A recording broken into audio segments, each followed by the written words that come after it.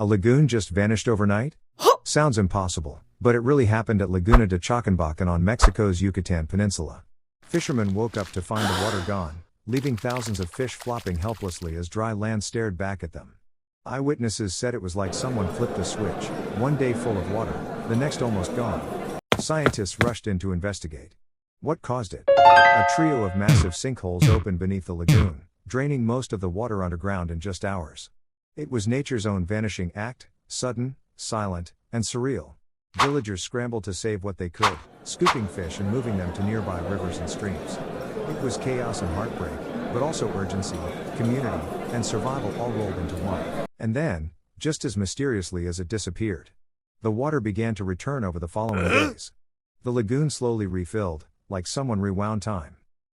Nature doesn't just throw curveballs. It rewrites the rules entirely.